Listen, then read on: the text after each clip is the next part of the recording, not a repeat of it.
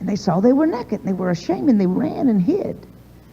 And all of a sudden, the first garment that I ever found in the Bible that we have any record of, it was not a blouson sweater like I've got on. It wasn't patterned hose, and it wasn't your little knit suits and blouses or your silk dresses. But the first thing that we have that any designer might have made, it was Adam and Eve, and they made, the Bible said, an apron, girls, and they covered themselves with a fig leaf, and the Bible called it an apron, because they were naked, and they were ashamed that they were naked after they partaken of the fruit. Well, when they hid in the garden, they heard the voice of the Lord came walking in the garden in the cool of the day, and they were afraid. And God said, Adam, wherefore art thou? And Adam was hid, and he said, Lord, I hid, I was afraid, because he knew he had sinned. He had transgressed the laws of God. And the Lord began to question him, how did you know you were naked? And I want you to read the whole story when you get home. And the Lord asked him why he did this, and he said, oh, this woman you gave me. Now, here we go, girls. This is the first big trial and accusation that ever came against us. This woman you gave me, instead of saying, oh, God, I know I shouldn't have done it because I'm the man and blah, blah, blah, but I'll show you why he didn't. He said, the woman she gave me and I did eat, and then the Lord asked her why she did this, and read the whole story, and I'll tell you later.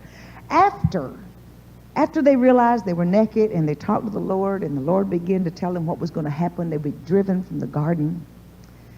Let me skip over and read it to you. Let me read the 22. And the Lord said, the woman whom thou gavest to me with me, she gave me of the tree, and I did eat. Now I want to skip down. Now, here's what I want to read to you.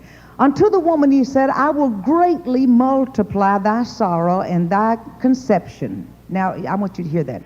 I will greatly multiply thy sorrow and thy conception, and in sorrow thou shalt bring forth children, and thy desire shall be to thy husband, and he shall rule over thee. Now, I want you to take note of something and write it down. Never in the scripture did God tell Adam prior to this that he would rule over his wife. He didn't say, God never said this until they fell and sinned against God. And then he said, in sorrow, Eve, you're going to conceive children in much pain. He never mentioned that until the fall. And then he said, you're going to hurt, you're going to suffer and travail and have your children. And your husband, he'll have rule over you. All of a sudden, they changed the whole rule of God. They were running through proud people, and Adam had this large ego, and proud and very strong. And all of a sudden, he was humbled in that God said, you're going to eat the dust of the earth. And you will earn your living by the sweat of your brow. You'll toil, and you'll crawl on your stomach. This was when they fell in sin. All of a sudden, the proud woman that had everything she needed was cursed to travail and bear children in much pain. And they were driven from the garden. The man began to toil and but the sweat of his brow. And this is where it really all began. Now, women, we're going to skip real quickly into Judges, the 16th chapter. And you can write this down if you'd like to. It doesn't really matter because you read it all when you get home. But women have always been the ones that turn the head of men. Now, a lot of our men don't want to hear this, but it's very true. We motivate, we move our husbands, we turn our husbands, we train them, we bring them up like our children. And my husband never gets upset if he hears me say that. Because we, even though they call us the weaker sex, we are the stronger in that we're the greatest of the communicators, right? And we do the most talking. Men just don't do a lot of talking. You notice that? We prime and we pump and we do everything to get them to communicate with us. But women have that little way. Now, Samson heard of this beautiful woman, Delilah, and he just really fell for her. He really did. Samson was this robust, macho man, if you describe him with like a 30 waist and a 52 chest, and the biceps, just could not look over him. They were so large. Huge, about 15 size shoe, I guess, something like that, I'm guessing. And he comes walking through, and the earth almost rumbles beneath him when he walks, and he's getting close to the gate. And the Philistines figured out a way to destroy old Samson. Well, Here comes the woman. Now, good or bad, we can be either good or we can be bad. We can be strong or we can be weak. We can be a macho lady or we can be a feminine lady that men just really love. And I'll share a little bit with you about that. They couldn't get to him. They threatened him. They said within their own little camp, we're going to kill him in the morning. We'll wait all night and while he's outside the gate. And while in the morning, while he's sleeping, we'll get up and we'll kill this threat to us. We'll kill old Samson. But in the middle of the night, Samson rises up, probably about midnight, the Bible said. He gets up. And he just walks to the gate. Now, I want you to notice this. Walks to the gate, sticks those big arms, those biceps through that wrought iron of the gate, kind of doubles his fist up like that, just folds up his arm and just picks the whole gate up off the hinges, puts him on his shoulder and takes him to the top of the hill. Now get him in your mind. Well, that's a man any woman could love, isn't it? And Delilah loved him, but she was plotting to get him killed.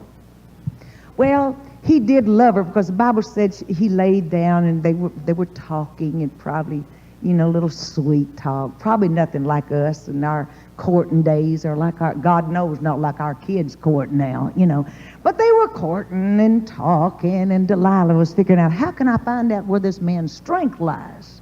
Well, she said, well, Samson, if you love me, you'll tell me where your strength lies. Oh, he says to jest, but she didn't know he was jesting. He said, I'll tell you what you do. If you'll get me some green withs that have not been dried and bind me in them, I promise you'll find out where my strength lies. Well, she did that. Some of the guards brought her in some of the green withs, and she bound him up. And all of a sudden, when he fell asleep, you notice how much God talked about when they're sleeping? He made woman, you know, for man while Adam was asleep. Men's always getting caught when they're asleep. Samson's asleep. She said, oh, Samson, the Philistines be upon thee. Samson just woke up and yawned, and the withs just fell off of him. And she was highly upset. But you notice what she did? She didn't nag him or carry on. She just said, Samson, now, that wasn't good. That wasn't quite right. You didn't tell me the truth, Samson. Now, if you love me, you'll tell me where your strength lies. He said, okay. And he's laying in her lap, and these 7 locks laying over her lap, you know. Probably tied in leather bows to keep it out of his face. But he was macho. She said, where does your strength lie? He said, well, I tell you what, if you take my 7 locks and weave them in a web, you'll find out where my strength is. And I'll just be like other men. So she did. She was lying there, or sitting there, and he was lying there on her lap, and she was weaving his locks. And he fell again to sleep, taking lots of naps, wasn't he? And as he slept, she hollered, oh, Samson, darling, the Philistines be upon thee. He rose up and, you know, once again stretched and was free. Well, she was getting highly upset. Once again, she thought, now I've got him twisted around my finger, and I think I can break him if I'm just patient. That's the way most of us girls are. Just hang on a little while. The 3rd time, she said, now, Samson, darling, please now. I really am getting a little impatient. I wish you would tell me. Now, there must be a secret of all the strength you have. Where does your strength lie? He said, okay, I'll tell you what. And he's really having a blast by now. He says, if you get brand new ropes that have never been used before and just bind me up good and tight, you'll find out that I'll be just like any other man. Well, she did it. The Philistines brought her the ropes, and she bound him tight. And all of a sudden, as he's sleeping again, she says, Samson, the Philistines will be upon them. He jumps and he rose and he breaks the ropes as though the Bible said they were thread. Well, again, now, by now, she's highly upset. She just sat down and said, now listen, Samson, if you really loved me, you wouldn't make a mockery out of me. You're mocking me. You're jesting and mocking. Now, I'm paraphrasing. That's what it does use most of what I'm telling you. You're making mock of me. Now, if you really do love me, you'll tell me where your strength lies. Now, the Bible said that he was just vexed to death in his spirit. Read it. See what it says. He was vexed. You know why he was? The Bible used the word because she pressed him. She pressed him. He got sick and tired of it. He just got tired of being pressed and pressed and pressed. He said, okay, I'll tell you what. If you just cut off the 7 locks of my hair, of my head, then I'll have no more strength. And if you know the story, you need to read the rest of the story. She had him twisted around her finger. Women have a way of doing that.